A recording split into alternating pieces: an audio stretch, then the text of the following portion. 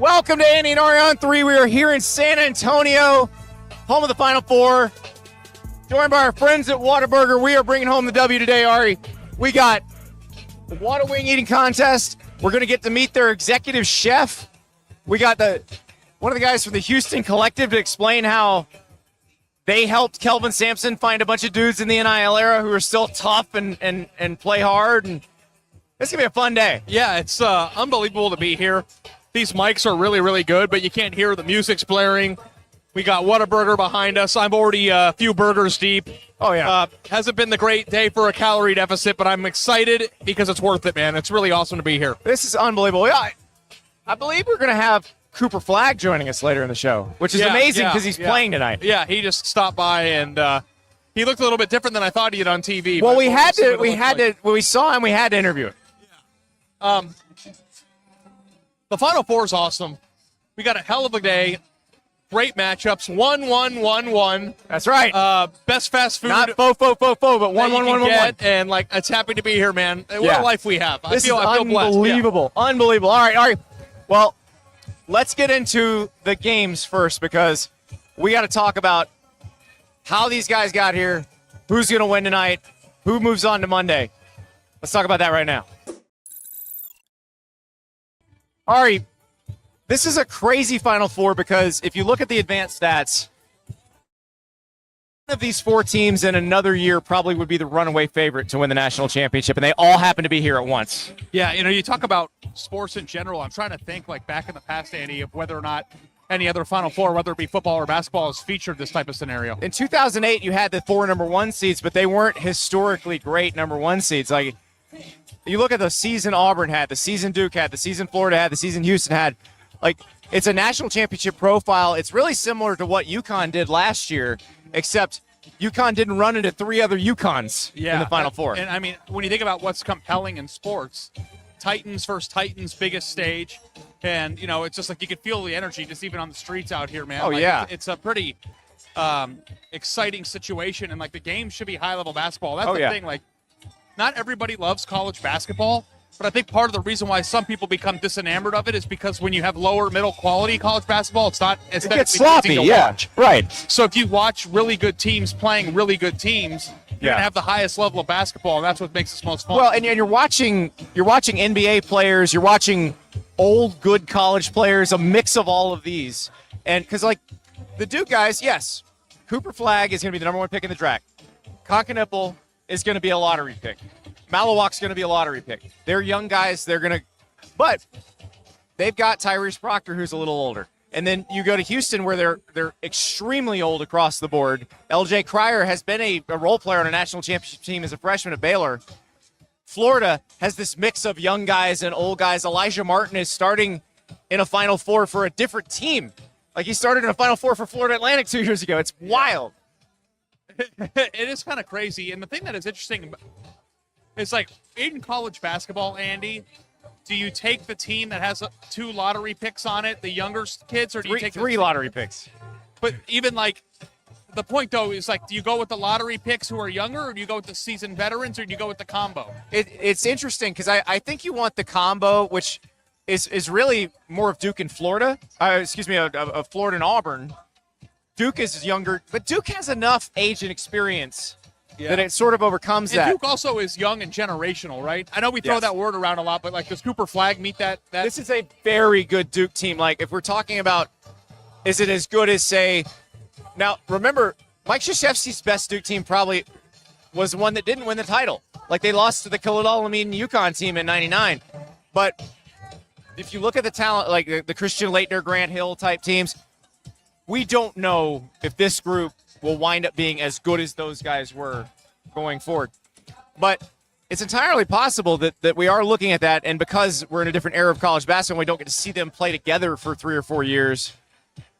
We may only get this 1 year of this, but this may be a generationally special team. Well, the thing that's funny, and you know this about me, Andy, and love it or hate it, I'm very prisoner of the moment. I'm reactionary. I think things.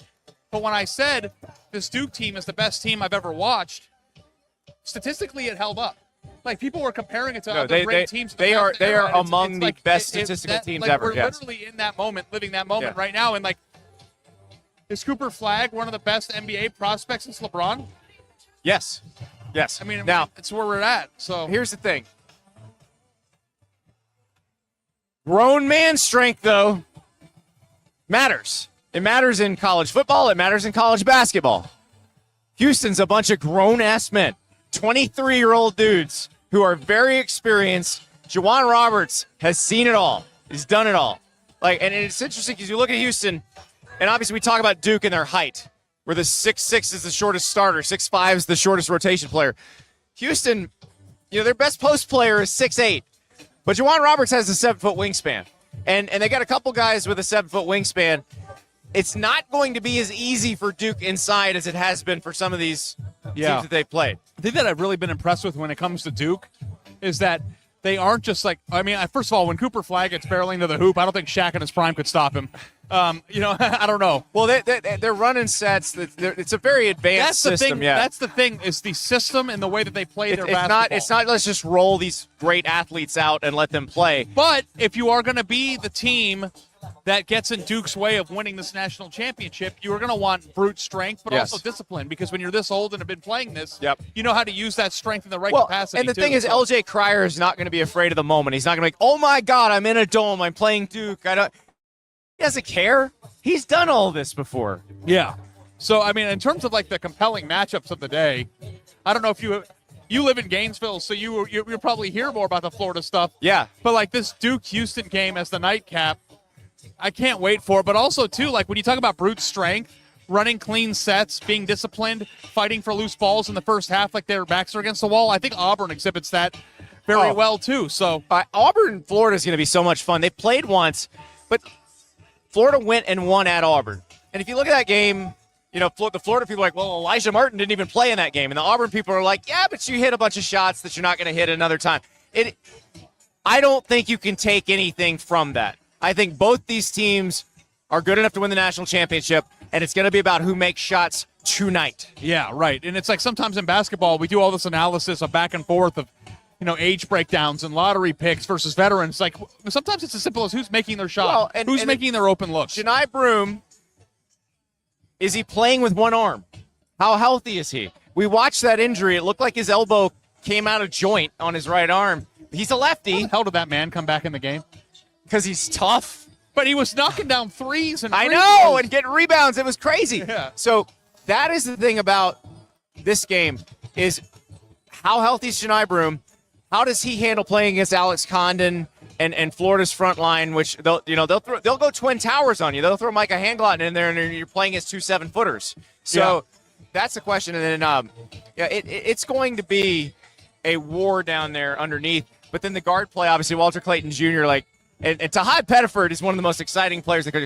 Walter Clayton Jr. and Tahad Pettiford playing against each other in the same game. You have no idea what will happen because they're both kind of no, yes guys. Well, that no, yes moment that Walter Clayton Jr. had against Texas Tech might have been one of the better no, yeses. As somebody who had skin in the game, literal skin in the game, I was like, oh my God. And you want to talk about the onions on that guy? That's right. But Tahad Pettiford, grilled onions as a freshman. Also grilled onions and grilled mushrooms and masa.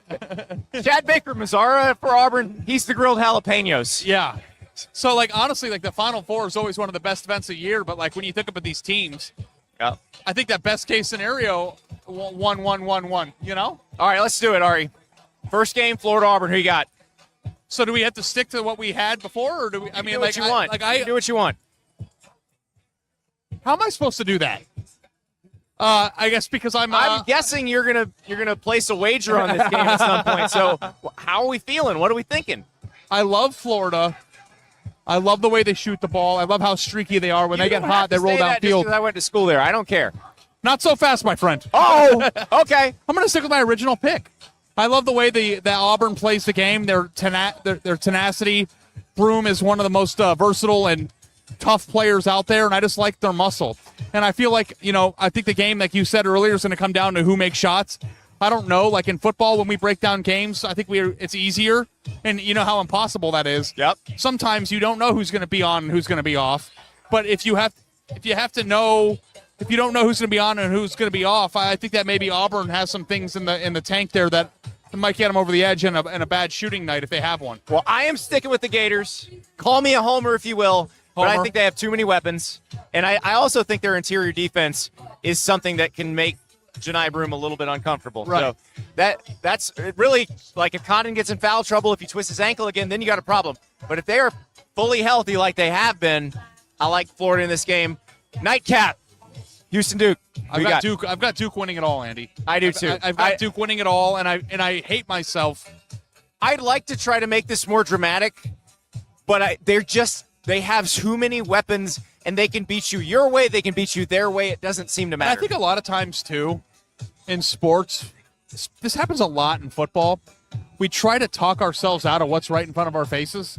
And, I think that Houston brings a lot to the table. Everything that you just illustrated, I think it's a great point. I like age. I like toughness. I like being brute toughness. But Duke they play basketball in a beautiful, poetic way. And I don't even think it matters if they're making shots or not. They're going to find their way to the cup. They're going to draw fouls. That's the problem. They can beat you in any type of way that they can. And guess what?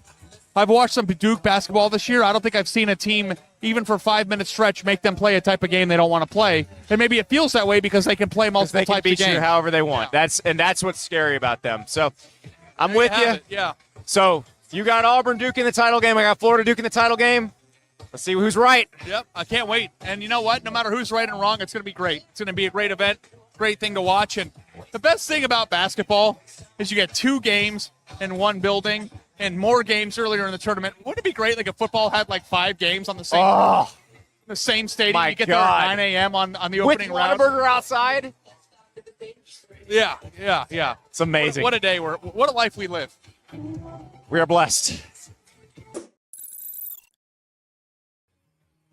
Next up, we're talking to Whataburger's executive chef about how he comes up with all these amazing creations. Be right back.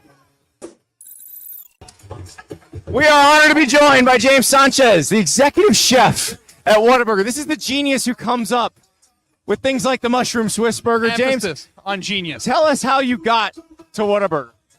Oh, it's a long road, man. I've been cooking for 36 years, and somehow a couple years back, I realized that I wanted to reach more folks. Instead of being in a restaurant, I wanted to reach a restaurant that reaches 1,000 people a week. I wanted to reach 1,000 people a day, and so I converted over to the quick service restaurant business, and I landed in probably the best restaurant out there. You know, the thing that Andy and I talk about, we have dream jobs. Look at us. We get to go to sporting events and talk about it. And then I meet someone like you, and I feel like my life sucks. Why don't you explain to the people, when you say executive chef, when you reach these people, what is the actual details of your job, and how do you go about doing it? Yeah, so, the executive chef of a place like this creates or kind of cascades the thought, the idea, the flavor, inspiration. So I'm all about inspiring the people on my team. So that ultimately the folks at the front line, the family folks, our family members that execute these burgers, they're just as inspired.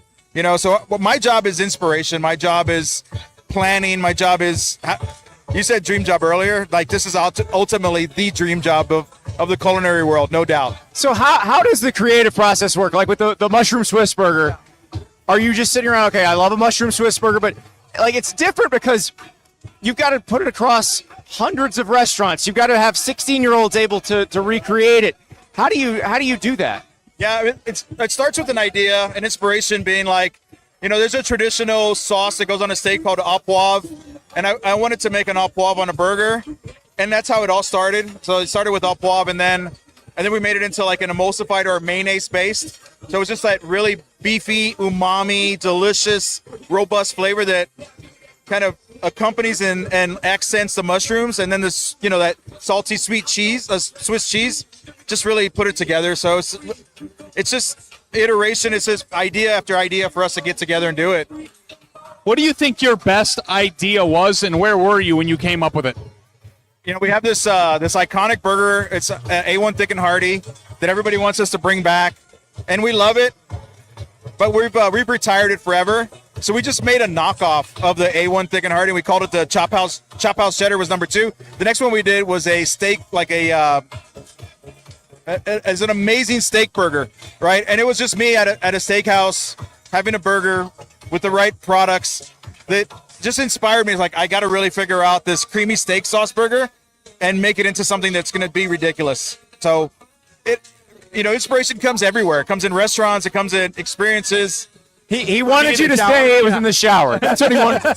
That's where I get all my ideas. So the thing about it is, and this is what people understand, you got to be able to scale it. You got to be able to, that's what I was talking to your vice president of marketing. She's like, everything he does has to be recreated by all of the employees in the restaurant. So how many tests do you go through before you get to a point where, like, this is ready to go? We can make this now. That's a great question. We normally start with sauces, right? And there was a sauce that it was on a like a smokehouse burger, like bacon black pepper sauce. That sauce, that barbecue sauce, took iteration 28. So we went, sauce number 1, version 28 was where we finally landed, and that was just a sauce. And then 7 or 8 different types of cheese, grilled onions, fried onions, raw onions, spicy pickles, no pickles, extra pickles, coleslaw, all these different versions of it. So 18 months to 2 years to get a burger across the finish line. The outcomes of that burger are more diverse than the NCAA tournament. It's true. It's true. It was our sauce bracket, like number 28's gonna make it. Yeah, it's funny, like Cinderella. It's a minor tweak of like, up the cayenne, drop the thicker, chunk of pepper, put a smaller fine piece of pepper in there so that it lays out differently. It's 2 or 3 different layers of what you're trying to accomplish from a flavor and also a texture, and then bringing it all together with like the cheese and the patties and just the gooiness of how it eats. I know that's hard to say, right? The gooiness. It's not. I'm getting hungry. We got burgers over there. But all right, I gotta ask you, what is the one concept or the one item that you've said, that's my holy grail? That's what I've got to be able to figure out how to put in Whataburger stores.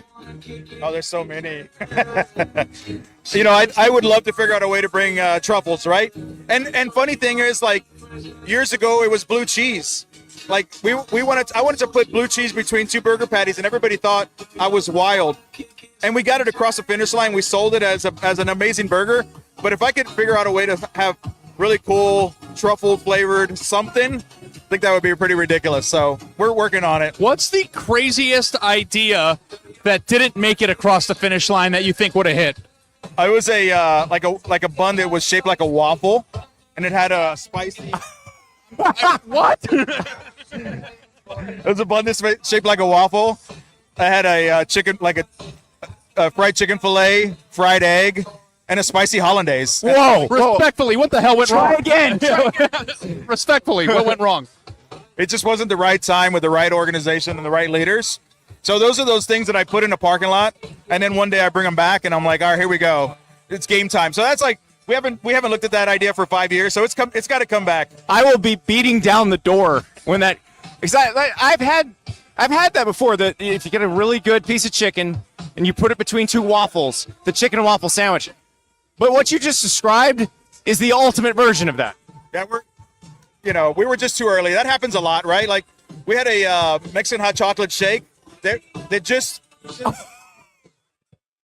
Yeah, we just took it off the menu. It was a limited time offer, but we designed that 4 years ago. We took it to leadership. Everybody loved it, and you looked at that one leader that just looked at you like, "Are you serious?" It's like, how are we going to pull this off? And sometimes it's just too early. And you got to respect the idea. Just a man who was born before his time, Well, I say we go over here and look at what you've been doing now. All right, let's go check this out. All right. So we have a lot here. We got your sauces. We got Nashville hot. We got sweet and spicy, honey barbecue, buffalo. But this is the limited time. This is the mushroom Swiss. Yeah, that's it. Look, it's hot. 2 patties, mushrooms in 2 different Is flavors. this what a doctor feels like when they're giving a baby comes into the world? This has got the au poivre. That's right, yeah. Like this. Creamy au Like if yeah. I'm at a steakhouse and I order the au poivre, and they're gonna charge me $8 to put that on my steak. That's right, yeah. Oh. This is it. All right, Andy, I'm go going for in. it. I'm going Yeah. in. Are you talk? I'm just going to watch, too. I feel like the nurse. You're the medical doctor. So Ari will tell you, I am vehemently anti-mayonnaise. But when something he's mentally ill, interacts with the mayonnaise to chemically change it, as you have done here, thank you. it is spectacular. This is amazing. Like I said earlier, we have our frontline family members that we think the world of, and it's all about them, right? I want them to be just as inspired. The 18 or 20 months that I put this together, I want them to, every time they execute it, to just love the burger. And I stay up at night in the shower. In the shower, there you go. Looking for inspiration in every place I can, just so that we can impress our family members and just make them want to execute this amazing food. I don't have a question. I just have a request. Will you hold this, please? Of course I will. Yeah, for sure. This is so freaking good. So I have not had one of these because I have not been able to get to Whataburger during the limited time that they've been out in the past. Oh my God. We do all right. You do better than all right. Thank you. This is incredible. It doesn't taste like fast food. No. Somebody would pay $25 for this in one of these fancy hotels. And that's the amazing thing. Like, I have a culinary background. I cooked professionally for 30-something years. I've been on this side of the business for about 15.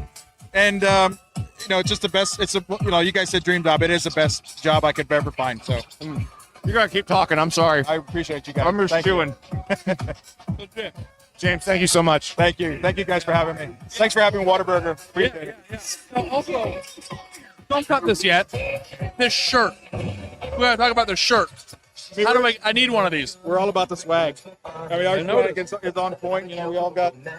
Oh, yeah. Well, Ari's going to need. Wait, are we large now? Or are we an extra? We're a medium. No, we're in between large and extra large. I got you. Hopefully large one day, but you know what? And why don't you get me a 4X too, just in case, I'll get you whatever you like. Thank you. Thank you, James. Thank you. Really appreciate you being here. Thank you, seriously. And then, all right. Next, we're going to learn how in the NIL age did Houston put together this team of tough dudes. One of the main contributors to Houston's collective, Link U, is going to join us, Landon Goesling. Also, he was on The Bachelor, so I know Ari has questions. Let's get to it now. We are joined now by Landon Goesling of the Link U collective. But you guys have helped Houston to get here, and I got to ask, you're a former Houston basketball player. You actually were a grad assistant for Kelvin Sampson. What has it been like watching this program become what it is now? Man, it's been unbelievable. It's been special. I think I was, talking to a bunch of folks in the lobby earlier today. It's like, this is what those June 1st workouts, everybody's heard about it, right? June 1st and a Kelvin Sampson workout. It's military style. Everyone's throwing up. Everyone's calling mom, like, why am I here? And from day one, when you go down and break the huddle, it's Final 4 on 3. Like, that's the goal. That's the standard in that program. And I think we've been so close, the last couple of years. So to finally get here, it's a sense of accomplishment, but it's like, we belong here and we're not finished, right? We're trying to be here until Monday night. The thing that I think is interesting is like when you're, we're going to get back to the basketball questions. I can't do this right now because I'm supposed to have the best hair on this podcast. What's going on with it? What a flow. I can't take my eyes off of it. Funny story about that is I shaved my head for like all the way up until my sophomore year in college. And then one day my buddy and my mom, they're sitting there talking. They're like, why don't you try to grow your hair out, right? And so I started growing it out, realized I had a little bit of curls, which is not in the family. So I've stuck with it ever since, and it's worked. Yeah, I mean, it's working really well, man. You're a handsome man. And that's how you wind up on The Bachelor. yeah, definitely how I ended up on The Bachelor. Short-lived, but a great experience, and I'll save those stories for later. Yeah, Katie Thurston's just not smart if she let you go, pal. Hey, I got a question. Listen, Landon did fine for himself. It all worked out. All right, yeah. That's why I said she's dumb. Right. My lovely wife over there, Kate, so it all worked out. So the question I do have, though, is like I don't think people realize or appreciate how much work goes in behind the scenes in assembling a roster, both making numbers work, picking the right people, the deployment of funds in the correct way and stuff. Can you take us into what it's like to be on that side of it, and how difficult is it to, even if you have the money, to use it correctly to get to build a team that's good enough to get here? What's crazy about that is we're in such a unique position at the University of Houston with Coach Sampson, right? He's an old school coach that, this program is all about culture. And the kids that come here, he always says it, if you don't want problems, don't recruit them, right? It sounds so simple, but he's done a tremendous job. And so the kids that come through this program, they want to get better. They want to get to the next level. And I think Milos Suzanne's a perfect example, right? Came from Oklahoma in the last, 3 or 4 months. He's played himself into a really, really good spot, right? And so that whole process starts super early, right? But I think it all goes back to the trust factor, playing for Coach Sampson, being a grad assistant. Coach has a small circle, and that trust factor is there. And again, we get kids that come to the University of Houston that want to be there, that want to develop as young men, as young leaders in the community, and on the basketball court, obviously. Well, but how do they find guys like that? Because you hear coaches complaining that in the NIL era, that's very hard to do. But you watch Houston play, and you just talk about the workouts that people have to go through, and Kelvin Sampson hasn't changed. Yep. So how do you find that type of person? And not necessarily that you recruit out of high school, but like an LJ Cryer who watched play at Baylor for 3 years. I think the answer to that is, and I won't get into too much of the secret sauce, but it's doing due diligence and homework. And again, I've been on both sides now, right, as a graduate assistant in kind of behind the scenes, and this is a true story. In the office with Coach one day, recruiting a kid, and he calls these schools and asks to speak to the lunch lady. This is a true story, right? What is this kid like? How are his manners like? So that's how far Coach goes into this process and how much in depth he looks for these kids and goes through the whole vetting process. And I don't know how he does it, but again, there's a secret sauce. But that's just a story that just still blows my mind to this day. Hey, the lunch lady might not have some nice things to say about me because I want my stuff gone already. But hey, that's really cool. For you though, personally, like you said, sense of accomplishment. Do you feel really good right now about what you guys are doing and yourself and how you did this? I feel amazing. They hang banners for Final Four. Again, our work is not complete, but I think, a couple of things that are different about this team is, one, we're healthy, right? Like the last several years, we've been down to at least one starter, sometimes multiple starters, and then we're just balanced, right? We have multiple guys that can go out and get it on a night-to-night basis. We're not so dependent on one player. I think we've always been there defensively, one of the best teams in the country, but offensively this year, we're the second, third best three-point shooting team in the country. So they're flowing, they're playing their best basketball in March. And as Coach Sampson says, now we're 40 minutes away from being 40 minutes away. So how has this process evolved? And obviously, we're sitting here Saturday. Monday is going to be a very different day for you guys in the collective world.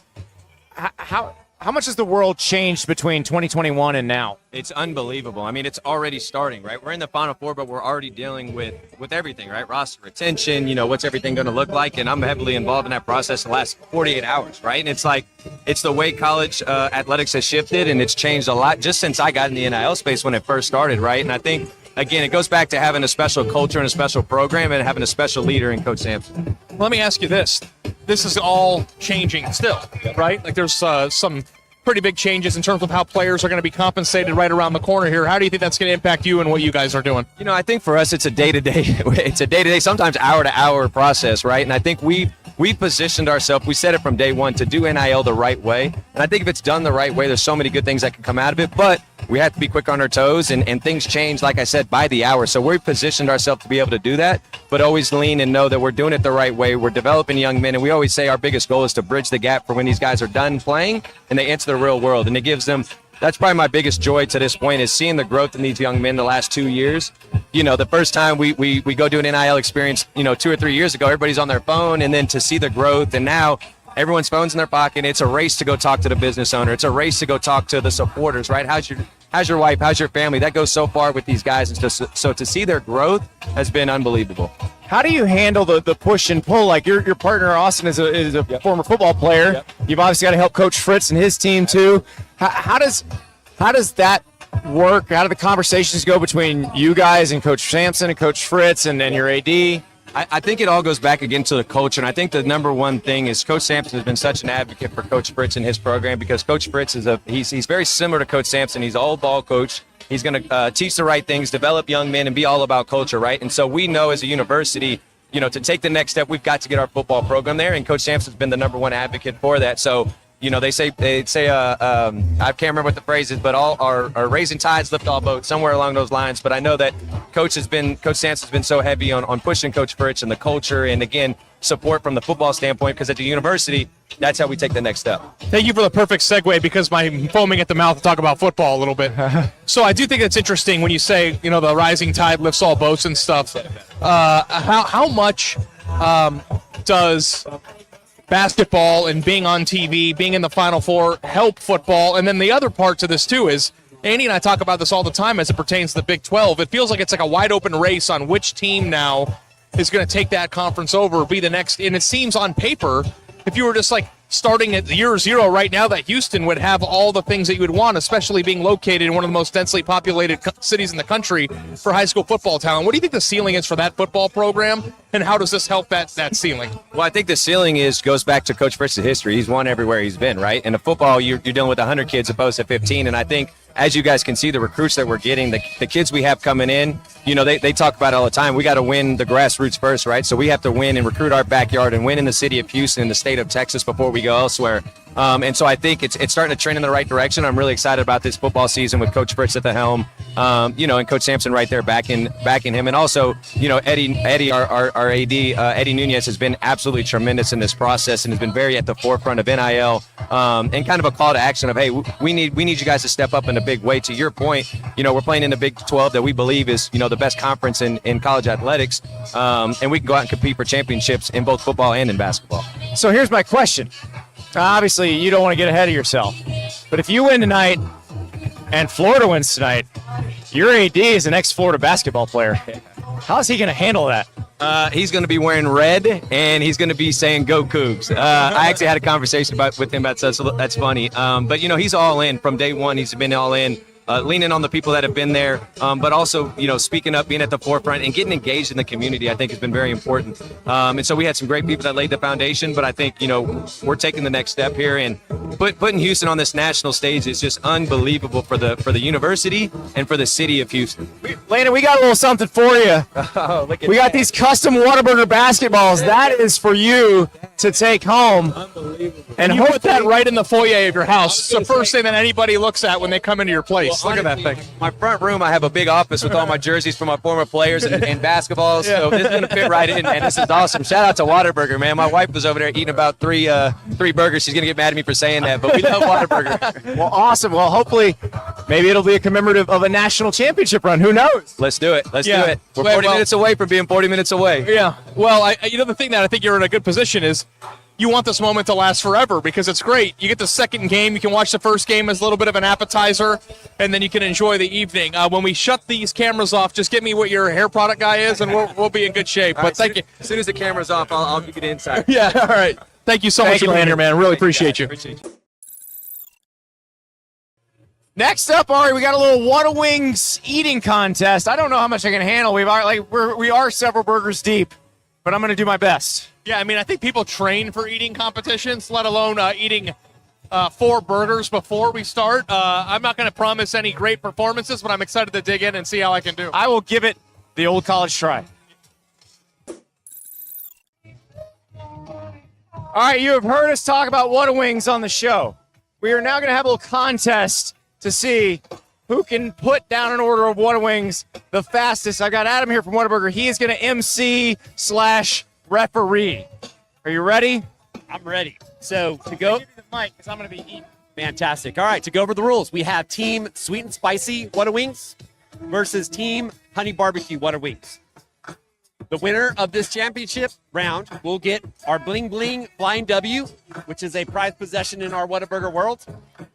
And so when I go on three, we will start this competition. All right. Anybody who's listened to this show knows what's going to happen here. Okay, so I'm going to do my best. 3 years ago, I went to a steakhouse and had to get rushed to the emergency room to get something removed from my esophagus. So good luck with you.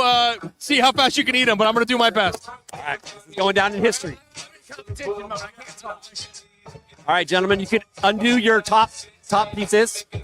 All right. So we will start on 3. 1, 2, 3.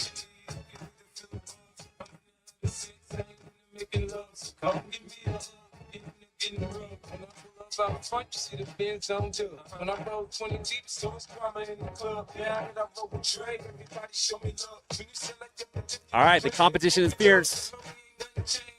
We are taking these 100% all white-breasted tenders, well sauced, honey barbecue sauce, and our sweet and spicy, which is one of our fans' favorites.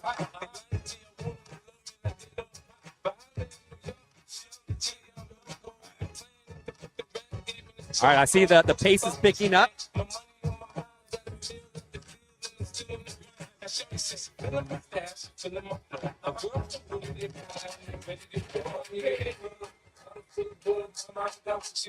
is for the coveted Whataburger chain. We are slowly getting into a position where, oh, there it is.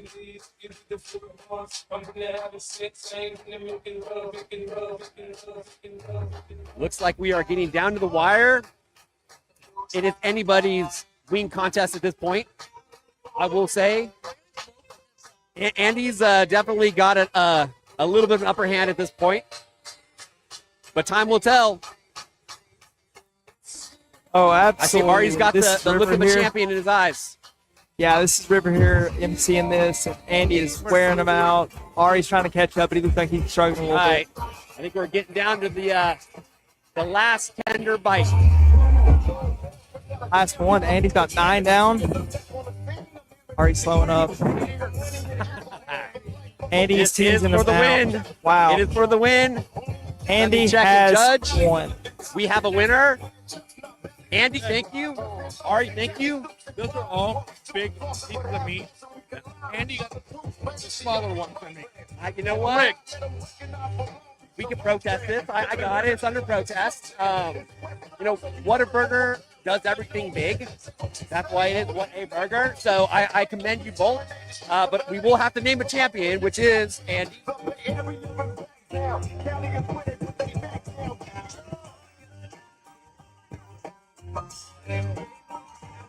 And we now crown Andy as our champion for the wing eating contest. Look at that chain. What a chain. What a day. Oh, no, I'm going to finish What a ours wings. now. What a wing. These are awesome. Next up, Ari, Cooper Flagg. The man, the myth, the legend. Maybe the biggest guest we've ever had. Like 4 minutes before he plays. All right, we are honored. Special guest here. Turn around. Cooper Flagg. We got Cooper Flagg right here as a Spur. Sit down, Cooper Flagg. Now, what sort of chicanery are the San Antonio Spurs pulling to land you in the lottery, Cooper Flagg? Well, I made a phone call to Adam Silver and told him this is the place that I want to be. I know from history that this is the best city, lots of culture. It's a great town. I think I would be great alongside Wemby with De'Aaron Fox and Castle. It would be awesome. Is there any nervousness about playing with Wemby, who's one of the most, young, exciting players in the league? You know, he's so conscientious and seems like such a good teammate who's got a lot of versatility to him. I think he'll be a leader who can help teach me. Can you even speak French? No French for me. Poquito Español for San Antonio. How relieved were you that the Wizards didn't win the lottery? Oh, I am really hoping that doesn't happen. I know I saw. You can just go back to Duke, right? Yeah, I would rather go back to Duke. I'll transfer to UTSA before I go play for the Wizards, man. I'll tell. So this is David. He's wish casting here, but then again, so are the Spurs. So I looked it up. They are the 5th most likely team to get the number 1 overall pick, 10.5% odds. I hope we get up to that high. I think we were a little bit lower than that, but either way, it's the lottery. Anything can happen, and it would be great for this city. It would just be awesome to have him and Wemby, but we can't be selfish because we did get the Victor Wembanyama lottery, and this would be double dipping a little. So I grew up an Orlando Magic fan. Yeah. So there was the Shaq lottery, followed by the draft Chris Webber and trade for Penny lottery. So it can be done, but have you since you've been here, you're from San Antonio, have you gone to see actual Cooper Flagg to put the bug in his ear? No, not yet. I tried to make a phone call to his agent. You can't get a hold of these guys. And I know you as a Magic fan, y'all had that Tim Duncan movement that almost came to fruition. Tried. Yeah. Are you going to the games today? Not going to the games today. My brother's a big Red Raider, and we had big plans, and unfortunately his bitterness kind of took us a different direction. Yeah, Walter Clayton Jr. just drove a dagger through your hearts, but that's okay. Yeah. You got another chance. Cooper Flagg. So if you see Cooper Flagg coming out of the dome tonight, you're going to be like, hey, unless it's the Spurs, go back to Duke. Right? You got to go to NBA.com and get the personalized jersey with his name sewn in there just to really make it happen. Yeah, absolutely, man. If I saw Cooper Flagg, I would tell him he knows this is the place where he would want to be. like I said, great areas, good military town, great healthcare industries, lots of local parks. It'll feel just like home. Tourist events. Here we are, the Final Four, man. San Antonio and Durham are very similar, aren't they? Well, he's from Maine, so I don't know if that's true, but With the small town feel, oh yeah, Got it, yeah. Listen, wish you the best of luck. Good luck in the lottery, and sorry about the Red Raiders. That's okay. What can you do? There's always next year, right? Dallas Cowboy fans motto. Thanks for being here, buddy. Thank you, Appreciate David. you. Coming up next, Whataburger CEO Debbie Stroud, really the biggest guest we've ever had on the show. Yeah, I the mean, most if you think about important. impressive people we've had on this show, Andy. I mean, it's pretty incredible to have a CEO of a company, not just a CEO of a company, but a company that large, And that awesome. that amazing.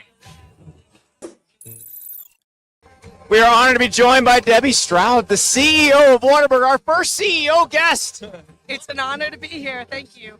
Yeah, like I was telling Debbie before we started shooting, we've had ADs, we've had coaches, we've had players, we've had some pretty famous people on the show before, pretty regularly, and I think you're our number one. So welcome to the show. Thanks for being here. It's an honor to be here with all of you. Thanks for showing up for all of the fans that are in to see the games. It's great. So how do you get to be the CEO of a major restaurant chain like this? Like, I know you worked at McDonald's in the past, and are you allowed to say that anymore, or is it because we've all worked for different media companies, so like we've worked for the competition, so we know what that's like.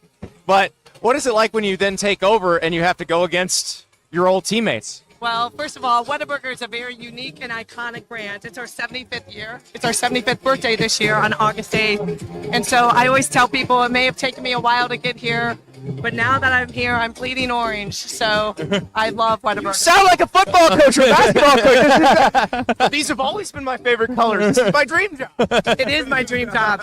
I get to lead 53,000 wonderful family members every day, and they're the heart and soul of the brand for sure. I just had a heart attack thinking about 53,000 people like being responsible for their well-being. I don't even know how you do that. Well, it's easy because when you're serving patty melts or mushroom Swiss burgers, the energy is high usually. Yeah, well, the thing that I think is interesting, too, is that there are some people like Andy who had the unfortunate nature of growing up in a place that didn't have Whataburger. I did. But what's it like, kind of guiding the expansion of this, new places, new cities, new customers, new family members, and how do you pick what places you expand to next? Yeah, so there's a few things. I'll start with the end, which is this is a fun, iconic brand, which is fun to introduce people to. So it does take a minute to explain to everybody, like, what is a never frozen, all fresh, made-to-order burger like, because it's different than maybe the burgers that they're used to getting in their hometown. And then the orange and white stripes are iconic. So when we show up, we try to show up in a special way, and that's fun. That's fun to introduce to new customers. How do we choose? Well, our supply chain is a big deal. So when we talk about our beef, you can't stretch too far. But we like to go where the people are, and where there's loyal fans that are asking us regularly on social media, come here, come here. Well, got a lot of Florida fans back there. I live in Gainesville. I can drop you some pins, potential locations. So whenever you're ready, you come on. Be where the pin is. Tampa, 2026. Yes. Food truck to Tampa. So Tampa's next year. So Lucky folks in the 813. Every single time Andy takes a flight out of Gainesville, he goes out of Tampa or Orlando. So I think he's going to be making a few pit stops. Hey, nothing wrong with that. I'll just bring it back to the plane. That's right. And North Carolina this year. So, some of the Duke fans that are in town might be excited too, because we're coming to North Carolina this year. How much do you think being at a place like the Final Four, being visible to fans, and how much can the brand align with just sports in general, and how does that help the growth of the company? Well, we're known as a gathering place. I think that's a big part of the 75 years is we're the place where people go after the football game on Friday night. And the bring home the W is really like a fun thing, for us to share. But we're known as a gathering place where people can have great food, great connections, and celebrate. And, enjoy all of the flavors. Awesome. Well, Debbie, thank you so much for being here. Thank you for bringing us here. This has been amazing. Awesome. Thanks for being here. Thanks for having fun with us, too. Yeah, I'm going to go finish that burger over there. That's now, what are you rooting for? Well, I went to Florida, so Wait a minute. try not to be a homer now. I'm just here for good basketball. I'm just good. My team got eliminated, so being an Arizona grad. One day they'll get there, but maybe I'll be alive, maybe I won't. But we're waiting for it. Yeah, weekend. it's going to be a great weekend regardless. Thank you so much for having me. Really Thank you, appreciate Debbie. you. Thanks, Debbie. Thank you so much for joining us. Thank you to Whataburger. Thanks to everybody who came by in San Antonio today, who had some delicious patty melts, who got some Whataburger swag. Ari, nothing to do now but play the games. Can't wait to watch these games. It's been a really exciting tournament. And, basketball snob here, but I'm excited for some high-quality, awesome, entertaining games between really good teams. 1 seed versus 1 seed, followed by 1 seed versus 1 seed. Let's go. Auburn and Florida right now.